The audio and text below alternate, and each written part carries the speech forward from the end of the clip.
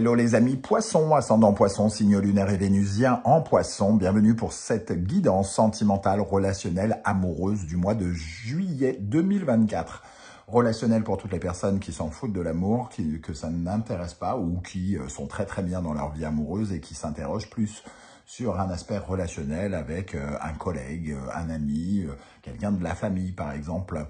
Je vous rappelle que c'est un tirage qui est daté, mais que, bien sûr qui peut parler à certains poissons dès à présent et parler à d'autres au mois de juillet, voire au début du mois d'août. N'hésitez pas à revenir sur ce tirage s'il ne vous parlait pas dès à présent.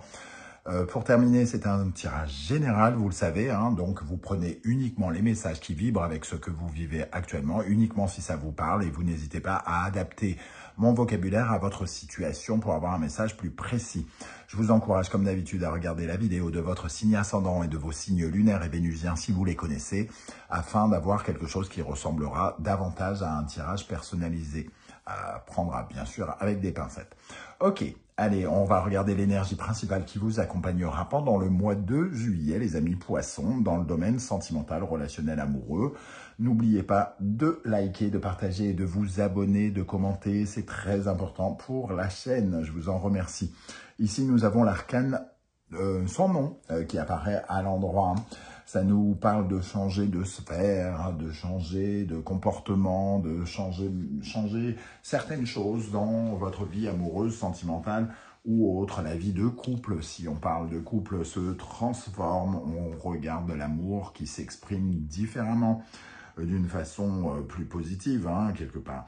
On décide ici, en tout cas, de tourner le dos au passé et de reprendre sur des bases nouvelles. Alors, quand je dis reprendre, de prendre les choses sur de bases nouvelles, hein, de transformer les choses, d'apporter des modifications positives à sa vie sentimentale ou professionnelle. En tout cas, on se détache de certaines contraintes qui paralysaient notre relation si on rencontrait des difficultés. On change d'environnement, on change quelque chose, on change de lieu de vie, on change d'état, c'est-à-dire par exemple vous viviez à distance et vous décidez de vivre ensemble, vous décidez de faire de nouveaux projets ensemble que vous ne faisiez pas avant. Tout ça pour les personnes qui vivent en couple. Hein. Pour les célibataires, bon, écoutez, l'arcane sans nom peut apporter des changements positifs dans votre vie. Alors, de là à parler d'une rencontre, il est peut-être un peu trop tôt avec juste cette énergie-là, mais c'est pas impossible en tout cas. On change de croyance peut-être, hein, pour certains, ou de comportement, d'attitude, hein, pour les célibataires, là où on n'y croyait plus. On se remet en question, on se remet en cause, et finalement, on avance d'une nouvelle façon ici, de façon positive et bénéfique. L'arcane son nom est à l'endroit. On va essayer d'en savoir plus avec d'autres données, et notamment l'oracle de la musique, un oracle que j'ai récemment créé et qui vient de sortir. Je vous le présente au fur et à mesure de mes guidances. Alors bien sûr, si je ne fais pas la promo moi-même, qui va la faire, hein, ça ne va pas passer sur TF1. Donc voilà, ou sur d'autres chaînes. Hein, voilà, donc n'hésitez pas à aller le découvrir et pourquoi pas à l'acquérir si vous souhaitez m'apporter votre soutien et si vous appréciez mon travail sur la chaîne et de créateur. L'énergie qui ressort ici, nous avons la musique classique. La musique classique, elle nous parle d'un côté un peu ancestral, peut-être un peu...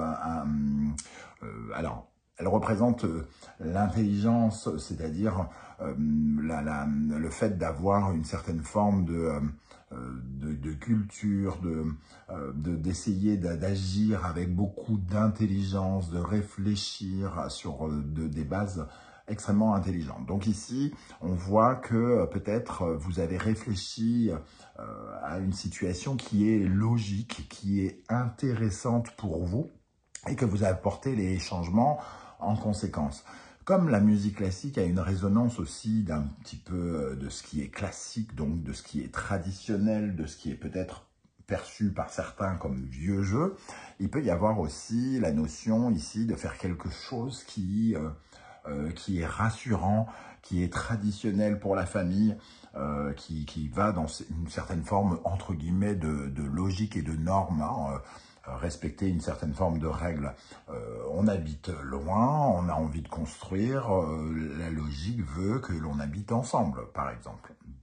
Donc ici, il y a une certaine forme de lucidité qui est apportée à votre vie amoureuse, une certaine forme de maturité aussi, puisque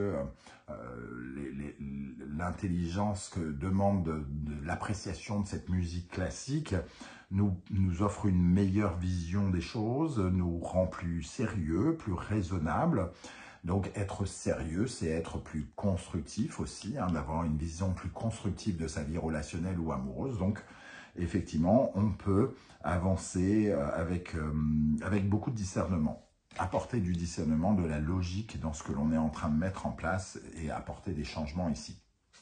La deuxième énergie nous parle d'ancrage avec le violoncelle. Le violoncelle qui est un instrument où il y a, comment dire, un pic, hein, le pic qui s'ancre dans la terre ici. On voit bien une certaine forme d'ancrage qui apporte de la stabilité, de la sécurité, une certaine forme de base solide à votre vie sentimentale et relationnelle. Pour les couples, il y a vraiment quelque chose qui s'ancre. On fait des papiers officiels, on décide de se marier, quelque chose qui sécurise, qui stabilise la relation, qui nous met beaucoup plus dans une vraie réalité aussi, une matérialité. Il peut y avoir des changements par rapport aux finances au sein des couples aussi. Les deux ici sont reliés d'une certaine manière à la Terre. Hein. Ici, l'arcane sans nom a labouré, entre guillemets, une terre. Tout ce qu'elle a tranché, tout ce qui est mort ici, entre guillemets, c'est un peu dégueu, tout ce qui est mort va servir d'engrais pour la suite. Hein. Donc c'est vraiment utiliser le passé pour faire pousser de nouvelles choses. Et on retrouve cet ancrage ici dans quelque chose qui se constitue, qui se construit avec intelligence ici. Donc, je parlais notamment de l'idée, par exemple, d'avoir des papiers. Vous êtes en couple, vous avez des enfants, vous n'avez jamais fait de papier qui vous permet de stabiliser vos héritages, votre patrimoine. Eh bien, vous décidez d'apporter des améliorations par rapport à ça, ou des améliorations dans votre vie de couple ou dans votre vie de célibataire. Ok. On va regarder avec mon premier oracle, l'oracle du soleil levant, qui est toujours disponible à la vente. Oui, je vous rappelle quand même que je ne gagne pas ma vie avec YouTube, sinon je mangerais des cailloux tous les jours. Donc, je suis avant tout un artiste, créateur, donc voilà. Donc, n'hésitez pas, on fait la promo. Il faut bien le faire par soi-même. Ok, allez, on regarde ici l'énergie qui va particulièrement vous aider, les amis poissons. Quelle énergie vous soutient, sur quelle énergie vous pouvez vous appuyer avec cette énergie de l'arcane sans nom pendant le mois de juillet, amis poissons, ascendant poisson, signe lunaire et vénusien en poisson. La pivoine a failli se retourner. La pivoine, ça nous parle de flexibilité, d'apporter des changements par rapport, comment dire, aux événements qui sont là. Hein, donc, entre guillemets, d'être toujours dans l'adaptation. Puisqu'il s'est passé ça, il faut revoir notre copie par rapport à ça. Donc, quelque chose, une flexibilité qui pourrait apporter des changements importants, intéressants pour votre vie sentimentale, relationnelle ou amoureuse. L'énergie qui ressort ici, qui vous aide, c'est d'enlever les masques, d'enlever les mensonges, de ne plus vivre masqué, un accès à une certaine forme de vérité, c'est-à-dire de bien regarder la vérité en face, certaines vérités, et de faire preuve finalement de beaucoup plus de discernement avec cette énergie des masques qui sautent, que l'on ôte, pardon, c'est ce que je voulais dire. Mais bon, ça peut être aussi les masques qui sautent. Hein. Ici, on sort des émotions qui sont peut-être refoulées, de ce qui n'était pas dit, pour dire certaines vérités. On peut donc exprimer quelque chose qu'on ne disait pas. Donc, il peut y avoir une certaine forme de révélation. Quelqu'un qui, dans le couple, si on parle du couple, qui à vous des choses, ou alors vous vous avouez à vous-même, amis célibataires poissons, certaines choses qui vous aident ici à enlever finalement ce côté un peu secret, cette vérité que vous avez, qui a été faussée, ces mensonges que vous vous racontiez peut-être dans un contexte ou un autre. Je retape, je ne sais pas pourquoi.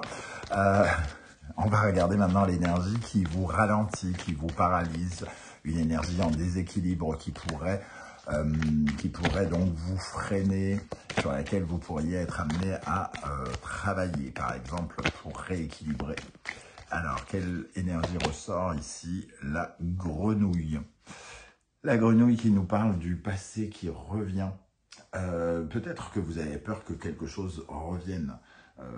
Et qu'une situation ici, quelque chose que l'on vous propose, quelque chose qui arrive vers vous, puisse éventuellement se reproduire, comme si vous attribuez à une personne les mêmes torts qu'à une autre, entre guillemets. Comme si vous aviez peur du boomerang qui pourrait se lancer et revenir. C'est les regrets, les remords, hein, ici, qui peuvent intervenir avec cette carte parce que finalement, on a peur de ne pas pouvoir revenir en arrière ou on a peur que ce qui a été déjà vécu puisse se reproduire ici. C'est le passé, c'est la notion de passé qui peut comment dire, vous poser problème ou vous inquiéter. Le passé ne sera plus, peut-être que c'est ça aussi, c'est en avançant ici sur des bases plus solides, vous avez peur de ne plus pouvoir retourner dans le passé, de ne plus être, je sais pas, par exemple, aussi libre que vous l'étiez avant de faire ces papiers ou avant de faire quelque chose. Et vous avez peur de cette notion ici, hein, du passé. Ok. Avec le tarot Symbolon. Quel conseil l'univers souhaite-t-il vous transmettre au travers de ce tirage pour les poissons, ascendant poissons, signe lunaire et vénusien en poisson? Quel conseil l'univers souhaite-t-il vous transmettre au travers de ce tirage? Scorpion, Pluton, Capricorne et Saturne. Ici, on vous dit que le changement vous apporte une certaine forme de lumière. Ici, il y a quelque chose qui reste bloqué, un peu ferme, un peu sérieux. Il y a peut-être quelque chose, donc dans la vérité, ici, un Saturne qui peut représenter aussi ce théâtre no, les masques que l'on ôte, le discernement que l'on prend. Il y a peut-être quelque chose de sérieux à construire. Il faut devenir un peu plus sérieux quelque part. Avec intelligence, on se rend compte qu'il faut apporter plus de discipline, de sérieux dans notre vie relationnelle ou amoureuse. Il y a quelque chose qui est à régénérer ici, hein. On est dans la construction. Le Capricorne et Saturne représentent aussi les honneurs, donc quelque chose qui nous honore dans le sérieux, bien évidemment dans la construction sur un plan de notre avenir. Donc il y a quelque chose vraiment qui, on peut parler de transformation du genre mariage, du genre construire ensemble des papiers, être lucide, logique, avoir du discernement dans notre vie. Et on vous invite à regarder ces vérités et à ne pas vous enliser dans une situation qui représente une routine. Donc c'est sortir d'une certaine forme de routine qu'on vous conseille de faire ici, peut-être en voyant ces changements, ces transformations comme quelque chose d'extrêmement positif, si vous en doutez encore un peu. Avec le Wandering Star Tarot, on va regarder quelles sont les énergies qui accompagneront les poissons célibataires dans un premier temps. Alors pour les poissons célibataires en juillet 2024, poissons célibataires, ascendant Sagittaire, ascendant poisson, signe lunaire et vénusien en poisson, quelles sont les énergies pour juillet? Valet d'épée, une nouvelle vision, effectivement, du discernement, de nouvelles informations. On a une nouvelle idée, entre guillemets, en tête, et on creuse cette idée. On essaye de la construire petit à petit. On essaye de construire cette nouvelle vision, cette nouvelle intelligence voilà, une nouvelle intelligence qui nous pousse à aller vers de nouvelles aventures, hein, une nouvelle vision des nouvelles aventures amoureuses. Peut-être que vous comprenez que vous en avez par exemple besoin. Tout simplement, voilà, une prise de conscience, une remise à zéro, une remise à niveau pour une renaissance, hein, pour les célibataires. Le besoin de comprendre que l'amour, c'est prendre le risque de tout perdre, par exemple. Et tant qu'on n'est pas prêt à tout perdre, finalement, l'amour paraît bien complexe. C'est parce qu'on peut le perdre qu'on a le sentiment amoureux.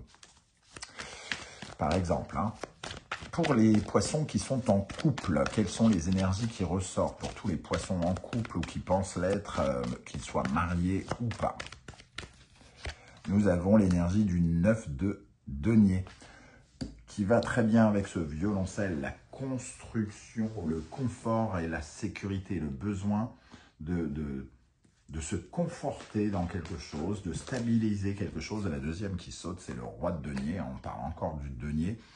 Il est question vraiment de concrétiser quelque chose. On est dans la matière, que ce soit quelque chose qui soit en référence à votre sécurité en couple, sécurisez votre conjoint, vous sécurisez-vous.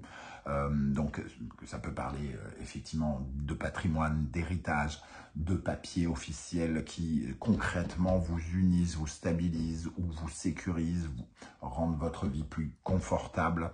Il peut y avoir un changement en lien avec des investissements qui consolident votre relation, hein, aussi avec ces deux. En tout cas, vous êtes dans une construction plus solide de ce que vous avez déjà mis en place dans votre couple.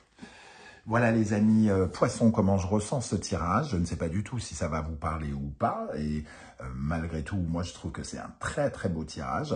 J'espère que vous serez nombreux à venir me raconter un petit peu ce qui se passe. Vos différentes lectures pour un tirage commun seront peut-être très inspirants pour tous les autres poissons qui nous liront.